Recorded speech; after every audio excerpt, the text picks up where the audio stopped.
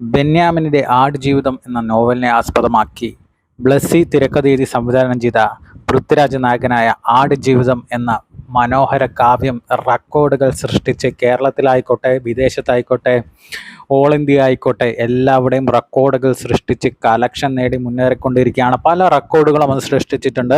തമിഴ്നാട്ടിലും കർണാടകയിലും ആദ്യമായിട്ട് ഫസ്റ്റ് ഡേ 1 crore ഗ്രോസ് വരുന്നൊരു ചിത്രം എന്നുള്ള റെക്കോർഡൊക്കെ ഉണ്ട്. US നോർത്ത് അമേരിക്ക ആയിക്കോട്ടെ, അങ്ങനെ പലയിടത്തും വമ്പൻ കളക്ഷനാണ് ചിത്രത്തിൽ നേടിക്കൊണ്ടിരിക്കുന്നത്. കേരളത്തിൽ ആദ്യ ദിവസം തന്നെ 5,83,00,000 രൂപയാണ് ചിത്രം കളക്ട് ചെയ്തിരിക്കുന്നത്. എന്തായാലും ചിത്രത്തിൻ്റെ 4 ഡേയ്സ് ടോട്ടൽ കളക്ഷൻ 50 കോടിക്ക് മേലെയാണെന്നാണ് നമുക്കിപ്പോൾ അറിയാൻ സാധിച്ചിരിക്കുന്നത്. 3 ദിവസത്തെ കളക്ഷനും പ്ലസ് 4ാമത്തെ ദിവസത്തെ പ്രീസെയിലും കൂട്ടിയിട്ട് തന്നെ 50 കോടിക്ക് മേലെ കടന്നിട്ടുണ്ട് ചിത്രം. അതുപോലെ തന്നെ റെക്കോർഡ് കളക്ഷനിലേക്ക് മുന്നേറിക്കൊണ്ടിരിക്കുകയാണ് ചിത്രം. പലയിടത്തും ടിക്കറ്റ് കിട്ടാത്ത അവസ്ഥയും കൂടിയുണ്ട്. പൃഥ്വിരാജിൻ്റെ കരിയറിലെ വമ്പൻ ഹിറ്റിലേക്കാണ് ചിത്രം പോകാൻ പോകുന്നത്.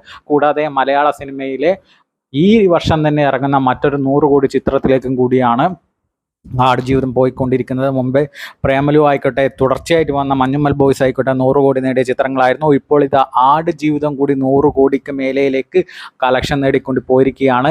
ലൂസിഫറിന് ശേഷം 4 ദിവസം കൊണ്ട് 50 കോടിക്ക് മേലെ കളക്ഷൻ നേടുന്ന ചിത്രം എന്ന റെക്കോർഡിലേക്ക് ആടുജീവിതം എത്തിയിരിക്കുകയാണ്. പൃഥ്വിരാജും മോഹൻലാലുമാണ് 4 ദിവസം കൊണ്ട് 50 കോടി കളക്ഷൻ നേടിയ മലയാള താരങ്ങൾ. എന്തായാലും ആടുജീവിതം 100 കോടിക്ക് മേലെ എന്തായാലും പോകും എന്നുള്ള കാര്യത്തിൽ യാതൊരുവിധ സംശയമില്ല. കാരണം അത്രക്ക് ടൈറ്റാണ്, ടിക്കറ്റ് കിട്ടാത്ത അവസ്ഥയാണ് ആടുജീവിതത്തിന്. ഇനി വിഷു റിലീസ് വരാൻ ഇനിയും 11 ദിവസത്തോളം ഉണ്ട്.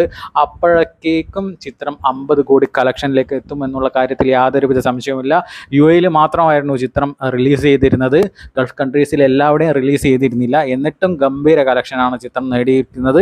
ഇപ്പോഴിതാ ബഹ്റൈനിലും ചിത്രത്തിന് പ്രദർശനാനുമതി ലഭിച്ചിട്ടുണ്ട്. വൈകാതെ തന്നെ മറ്റ് ഗൾഫ് കൺട്രീസിലും ചിത്രത്തിന് പ്രദർശനാനുമതി ലഭിക്കുന്നതോടെ ഇതിലും കളക്ഷൻ ഉയർന്ന് വേൾഡ് വൈഡിൽ ഗംഭീര കളക്ഷനിലേക്ക് ചിത്രം പോകും എന്നുള്ള കാര്യത്തിൽ യാതൊരുവിധ സംശയമില്ല. മറ്റൊരു 100 കോടി ചിത്രത്തിനായിട്ട് മലയാള സിനിമ വെയിറ്റ് ചെയ്തുകൊണ്ടിരിക്കുകയാണ്. 2024 മലയാള സിനിമയുടെ ഒരു പീക്ക് വർഷവും കൂടിയാണ്.